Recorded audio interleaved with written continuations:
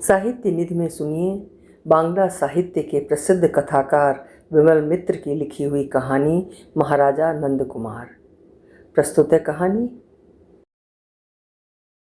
मुझे ऐसा प्रतीत हुआ मानो मेरे सामने स्वयं महाराजा नंद कुमार ही बैठे हों, किंतु वो साज और पोशाक कहाँ गई वो चमक दमक। उन दिनों के हुगली के फौजदार साहब की मुखाकृति हठात ऐसी कैसी हो गई। एक मैली सी काले रंग की पतलून और बदन पर एक बुशर्ट, पैरों में काबुली जूते। मैंने पूछा, इतने दिनों के बाद आप कहाँ से आ रहे हैं? उस आदमी ने कहा, मैं आ रहा हूँ सेटलमेंट ऑफिस से। क्या आप कालीगंज सेटलमेंट ऑफिस से आ रहे हैं? वो आदमी हंसकर बोला, जी हाँ। मैं ताज्जुब में पड़ गया। इतने दिनों तक तो कालीगंज सेटलमेंट ऑफिस के चक्कर लगाते लगाते खुद मेरे जूते घिस चुके हैं। 7 वर्षों से बस चक्कर लगाता आ रहा हूँ। मामला है मामूली से 9,000 रुपयों का। 9,000 रुपये पाने के लिए 7 वर्षों से मारा मारा फिर रहा हूँ और प्रायः हताश हो चुका हूँ। ठीक इसी समय वो आदमी आया है। इन 7 वर्षों में मुझे कम से कम 76 बार कालीगंज जाना पड़ा है।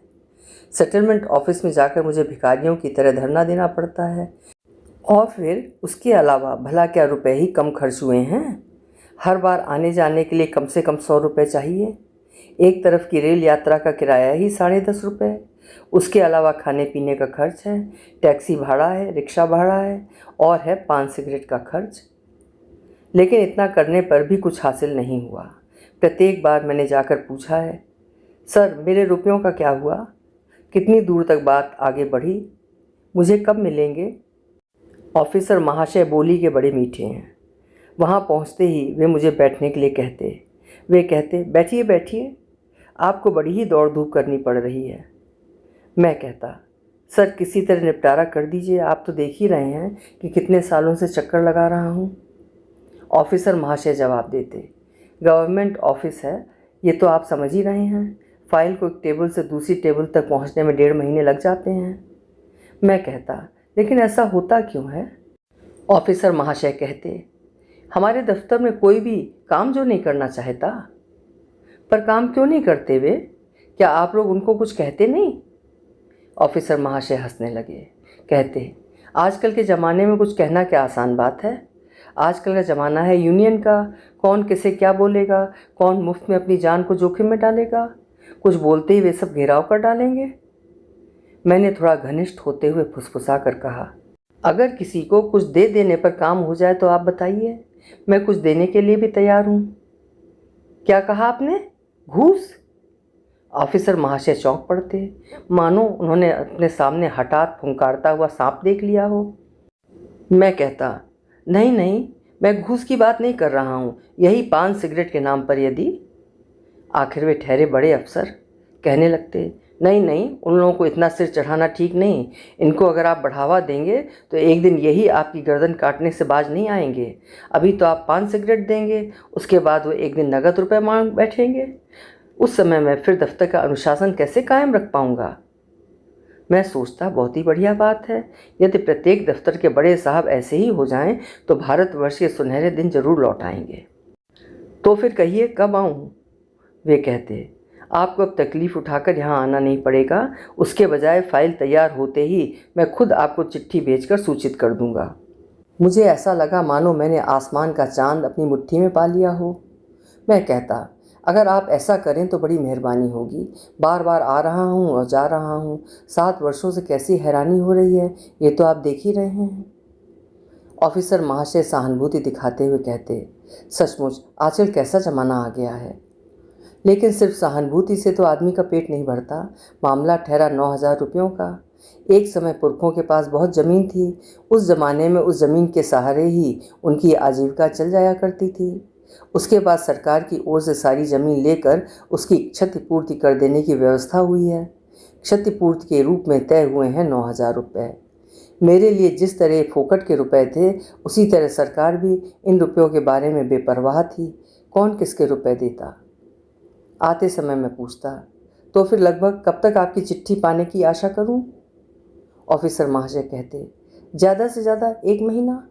1 महीने के भीतर ही आपको चिट्ठी मिल जाएगी। मैं लौट आया था। 1 महीने की तो बात ही छोड़ दीजिए, उसके बाद 2 और महीने बीत गए, लेकिन कोई भी चिट्ठी पत्री नहीं। एक दिन मैं फिर कालीगंज गया। ऑफिसर महाशय के कमरे में जाकर देखा कि कमरा खाली था, वहाँ कोई भी नहीं था। मैंने पूछताछ की, कहाँ गए वे साहब? एक किरानी बाबू ने बताया, वे तो छुट्टी लेकर गए हैं, उनकी भांजी की शादी है। मैं इतना परिश्रम करके वहाँ गया था, कितने रुपए भी खर्च हो गए और फिर काम भी कुछ नहीं हुआ। ऑफिस में मैं जिससे भी पूछता वही जवाब देता, मैं कुछ भी नहीं जानता, किसी और आदमी से पूछिए। दूसरे आदमी से पूछने पर भी वही जवाब मिलता, मैं कुछ भी नहीं जानता, किसी और आदमी से पूछिए। इस तरह एक आदमी के पास से दूसरे आदमी के पास तक घूमते घूमते मैं हैरान हो गया, परंतु सच पूछिए तो काम कुछ भी हुआ नहीं। इस बार की यात्रा को मिलाकर अब तक 76 बार कालीगंज जा चुका हूँ। फाइल जहाँ थी वहीं पड़ी है। मेरी कोशिश पैरवी के बावजूद टस से मस भी नहीं हुई। आखिरकार मैं तंग आकर कलकत्ता लौट आया और फिर मैं कालीगंज गया ही नहीं। मैंने सोच लिया कि इस पृथ्वी पर 7 बार जन्म लेने के बाद भी वे रुपए मुझे मिलने वाले नहीं। ऐसे समय में हठात अपने घर में कालीगंज सेटलमेंट ऑफिस के आदमी को सशरीर उपस्थित देखकर मैं चमक उठा। उस आदमी को देखकर पहले तो कोई संदेह नहीं हुआ, लेकिन उसका प्रस्ताव सुनकर मुझे ऐसा प्रतीत हुआ मानो खुद महाराजा नंद कुमार आकर उपस्थित हुए हैं। उस आदमी ने कहा, सर आप 9,000 रुपये पा रहे हैं, लेकिन थोड़ी सी कोशिश करने से आपको 18,000 रुपये भी मिल सकते हैं। वो कैसे? उसकी बात सुनकर मैंने उसे सिर से पैर तक ध्यान से देखा। नहीं, संदेह की कोई बात नहीं, ये तो पूरी तरह से नंद कुमार ही है, महाराजा नंद कुमार। तो फिर कहानी और भी स्पष्ट रूप से सुनाता हूँ, सुनिए। पिछले दिन काफ़ी रात तक बंगाल का इतिहास नामक किताब पढ़ रहा था। कितनी पुरानी बातें हैं वे, आज से लगभग 200 साल पहले की बातें। अंग्रेज़ तब तक कलकत्ते में आ चुके थे। चारों ओर अराजकता व्याप्त थी। नवाब किसी को फूटी आंखों भी नहीं सुहाता था। एकजुट होकर सभी नवाब को हटा देना चाहते थे और चाहते थे अंग्रेज़ों को स्थापित करना। उसी समय एक दिन रात में अमीचंद आ धमका, शैतान अमीचंद। महाराजा नंद कुमार हुगली के फौजदार थे। उन्होंने यथारीति अमीचंद का स्वागत सत्कार किया। उसके बाद उन्होंने पूछा, कहिए क्या खबर है, आप इतनी रात में यहाँ आए हैं? अमीचंद ने कहा, भाई एक काम करना होगा, वो काम आप ही कर सकते हैं, सिर्फ आप। आपको छोड़कर और किसी के पास वो क्षमता है ही नहीं। रुपए आप जितने भी चाहेंगे मिलेंगे। रुपए? महाराजा नंद कुमार के मुंह से निकल पड़ा, रुपए? कौन देंगे रुपए? क्यों, फिरंगी कंपनी देगी?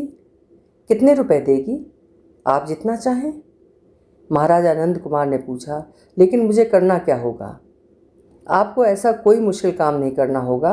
अंग्रेज अपने सिपाहियों को लेकर चंदन नगर दखल करने जाएंगे। असल बात यह है कि आप उन्हें किसी तरह की बाधा नहीं पहुंचाएंगे। महाराजा नंद कुमार ये बात सुनकर कुछ क्षणों के लिए चुपचाप रहे। अमीचंद ने कहा, अजी साहब, इसमें इतने सोच विचार की कोई ज़रूरत है ही नहीं। इसमें ऐसा कोई हाथी घोड़ा तो है नहीं। दरअसल आपके लिए जैसे नवाब हैं वैसे ही हैं क्लाइव साहब। ये कैसे? अमीचंद ने कहा, अजी साहब, चारों तरफ का हालचाल नहीं देख रहे हैं क्या? उधर पठान अहमद शाह अब्दाली तो बस आ ही गया समझिए। ये तो आपने सुना ही होगा कि कलकत्ते से लौटकर नवाब को आजिमाबाद की तरफ जाना होगा। हाँ, ये तो सुना है। अमीचंद ने कहा, तो क्या आप सोचते हैं कि नवाब उसे रोक सकेंगे? रोक क्यों नहीं सकेंगे? कैसे रोक सकेंगे यही बताइए। सिपाहियों को क्या नियम पूर्वक वेतन मिलता है? और जो कुछ उन्हें मिलता है उससे क्या उनका पेट भरता है? आप अपने दफ्तर की ही बात सोचिए ना। आपके दफ्तर के आदमी और आपकी फ़ौज के सिपाही क्या नियम पूर्वक पेट भरने लायक वेतन पाते हैं? खाने पहनने के लायक रुपए उन्हें क्या मिलते हैं? महाराजा नंद कुमार ने कहा, बार बार लिखने के बाद तब जाकर कहीं वेतन अदा हो पाता है। वो भी क्या आखिरकार अदा हो पाता है? वही 9 महीने में 6 महीने का वेतन मिलता है किसी तरह। वेतन बढ़ाने के लिए भी कितना तकादा लगा रहा हूँ, उसका भी कोई जवाब नहीं। चीज़ बस्त के दाम भी दिनों दिन बढ़ते ही जा रहे हैं। और आपका वेतन? महाराजा नंद कुमार ने कहा, नियम पूर्वक वेतन मिल जाने पर फिर चिंता ही किस बात की थी? अमीचंद ने कहा, सो मैं जानता हूँ। देखिए साहब, ये नवाबी टिकने वाली नहीं है। इस नौकरी में आप जब तक हैं तब तक आप भी बहती गंगा में डुबकी लगा लीजिए, नहीं तो बाद में पछताना होगा। इसीलिए तो मैं कह रहा हूँ कि किसी बड़े पेड़ से अपनी नाव बांधिए। ये अंग्रेज़ सारे ठहरे रईस आदमी, इनके कारोबार का कानून कायदा ही अलग है। मैं भी तो कारोबार करता हूँ। मैंने इन अंग्रेज़ सालों को देखा है, वादा खिलाफ़ी वे कभी भी नहीं करेंगे। जिसका जो कुछ पावना है उसे चुकाने के बाद ही उनका भात हजम होता है। मेरे कारोबार में उन्होंने एक पैसा भी कभी बाकी नहीं रखा, समझे। सो मुझे क्या करना होगा बताइए। वही जो मैं बता चुका हूँ। क्लाइव साहब के साथ मेरी बातचीत हो चुकी है। आप जितने भी रुपए मांगेंगे वे साले देंगे। अगर आप 2000 मांगेंगे तो वे 2000 देंगे, 4000 मांगेंगे तो 4000। अंग्रेज़ साले तो व्यापार करने के लिए इंडिया आए हैं, उनके पास बेशुमार रुपए हैं, कुछ आप भी दो लीजिए ना। महाराजा नंद कुमार ने कुछ सोचकर पूछा, तो फिर ठीक ठीक बताइए कितने रुपए मांगूं। जितना आप चाहें। 5000 रुपये मांगने पर क्या मिलेंगे? क्यों नहीं मिलेंगे? क्लाइव साहब 5000 रुपये चाहने पर 5000 ही देंगे।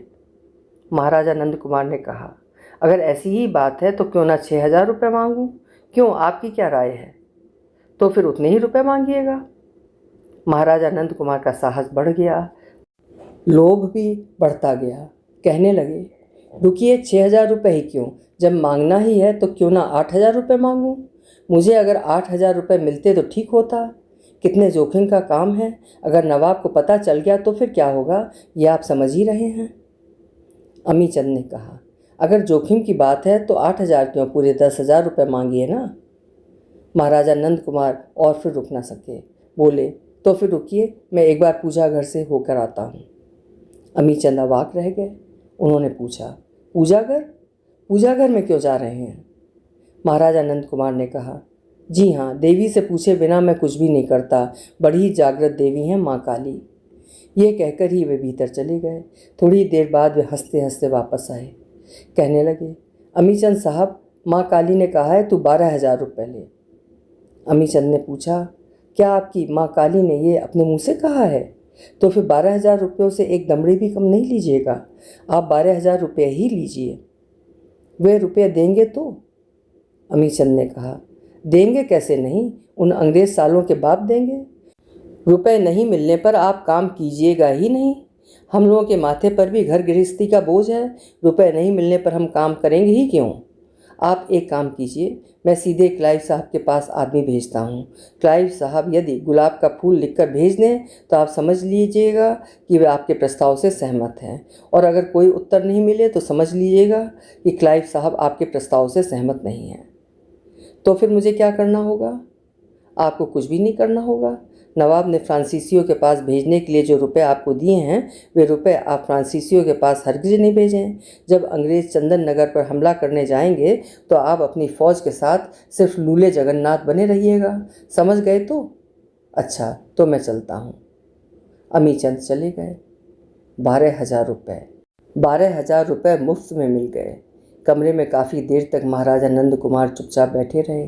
ब्राह्मण कुल में जन्म लेकर ऐसी नौकरी मिलेगी और इतने रुपए मिलेंगे, क्या ये उनके माँ बाप ने भी कभी सोचा था? हठात बाहर घोड़े की टाप सुनाई पड़ी। हुजूर। कौन? फिरंगी कोठी से हरकारा आया है। देशी हरकारा? आते ही उसने ज़मीन तक झुककर फौजदार साहब को सलाम किया। उसके बाद उसने एक लिफाफा आगे बढ़ा दिया। फिर वो कोर्निश करते हुए वापस चला गया। महाराजा नंद कुमार का हुक्म बरदार भी बाहर चला गया। सूने कमरे में बैठे महाराजा नंद कुमार ने लिफाफे को खोल डाला। भीतर सिर्फ एक सादा कागज़ था। उसके ऊपर बड़े बड़े हर्फों में फ़ारसी भाषा में लिखा था, गुलाब का फूल। किसने लिखा था, क्यों लिखा था, कहाँ से लिखा था, इसका कुछ भी जिक्र नहीं था। न सही। फौजदार साहब ने लिफाफे को माथे से लगाया। जय माँ काली, जय माँ जगदम्बा, सौभाग्य से तुम्ही ने बुद्धि दी, नहीं तो 4000 रुपयों का नुकसान हो जाता। जय माँ बगलामुखी, आज तुम्हें सोने की रकाबी शिरनी चढ़ाऊँगा, तुम्हारे ऊपर हीरे का चंवर डुलाऊँगा, गंगा जल के बदले आज विशुद्ध गाय के दूध से तुम्हारा चरणामृत बनाऊँगा। जय जय करावल वदनी, तुम्हारी जय हो। पढ़ते पढ़ते काफ़ी रात हो गई थी। सुबह नींद टूटने पर भी ऐसा लग रहा था मानो मैं 18वीं शताब्दी में ही विचरण कर रहा हूँ। बार बार एक ही प्रश्न मेरे हृदय को मथ रहा था, आखिर मनुष्य को रुपयों के प्रति इतना लोभ क्यों होता है? इसलिए मैं उस आदमी की बातें सुन रहा था और मुझे उसी फौजदार महाराजा नंद कुमार की बातें याद आ रही थीं। उस आदमी को शायद एक बार को संदेह हुआ। उसने कहा, मेरी बातें समझ में आ रही हैं तो? मैंने कहा, नहीं। उस आदमी ने कहा, क्यों? बिल्कुल सीधी बात है। आप तो कंपनसेशन के रूप में 9,000 रुपये पा रहे हैं, लेकिन यदि हमारे ऊपर कुछ कृपा करें तो 18,000 रुपये पा जाएंगे, और फिर इसके लिए आपको कुछ परिश्रम भी नहीं करना होगा। ये कैसे? आदमी बड़ा घात था, कहने लगा, आप तो समझ ही रहे हैं, सभी कुछ हम लोगों के हाथ में है। हम लोग अगर चाहें तो हाँ को ना भी कर सकते हैं। हम लोग अगर चाहें तो आपकी 300 बीघा ज़मीन को 600 बीघा भी दिखा सकते हैं। किसी के लिए भी मुमकिन नहीं है कि पकड़ सके। खतियान नंबर और दाग नंबर सभी हूबहू मिलाकर रख देंगे। गवर्नमेंट के रुपए हैं साहब, आप भी कुछ दूर लीजिए ना। लेकिन इसमें आपका स्वार्थ क्या है? वो आदमी हंसने लगा, निर्बोध हंसी। कहने लगा, आप तो समझते ही हैं, आपकी तरह हमारे साथ भी घर गृहस्थी जुड़ी हुई है। जो कुछ वेतन मिलता है उससे साहब घर का खर्च चलता ही नहीं। चीज़ वस्तु के दाम भी दिनों दिन बढ़ते ही जा रहे हैं। किस तरह घर संसार चला रहा हूँ ये भगवान ही जानता है। और फिर आप भी तो 7 वर्षों से चक्कर काट रहे हैं। क्या फाइल 1 इंच भी आगे बढ़ी? इन वर्षों में कालीगंज आने जाने में आपको कितने रुपयों का गच्चा लगा है? ज़रा हिसाब करके देखिए तो। आप और 7 वर्षों तक घूम कर देख लीजिए, उसके बावजूद भी आपको वे 9,000 रुपये मिलने वाले नहीं हैं। मुझे चुप देखकर उस आदमी को मानो और भी प्रोत्साहन मिल गया। वो कहने लगा, इसीलिए कालीगंज से रेल भाड़ा खर्च कर खुद आपके पास आया हूँ मैंने सोचा कि आपके पास खुद आकर एकांत में सब कुछ समझा देने पर ही आप सारा मामला समझ जाएंगे।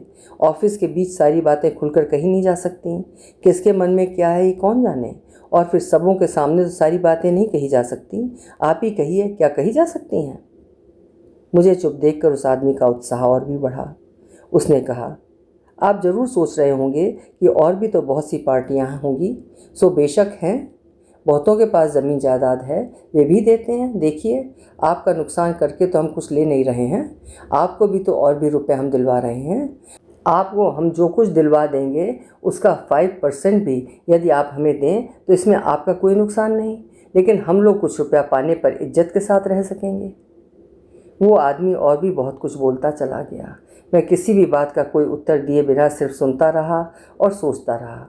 मुझे ऐसा लगा कि मानो हुगली का वो फौजदार महाराजा नंद कुमार 200 वर्षों के बाद फिर यहाँ सशरीर आकर हाजिर हुआ है। महाराजा नंद कुमार को फांसी दी जाने के बावजूद भी मानो उसकी मृत्यु नहीं। महाराजा नंद कुमार जैसे लोगों ने उस बार अपने आचरण से फिरंगियों को हमारे देश में न्योता दिया था, लेकिन इस बार आधुनिक युग के ये महाराजा नंद कुमार किसे न्योत रहे हैं? अभी आप सुन रहे थे विमल मित्र जी की लिखी हुई कहानी महाराजा नंद कुमार।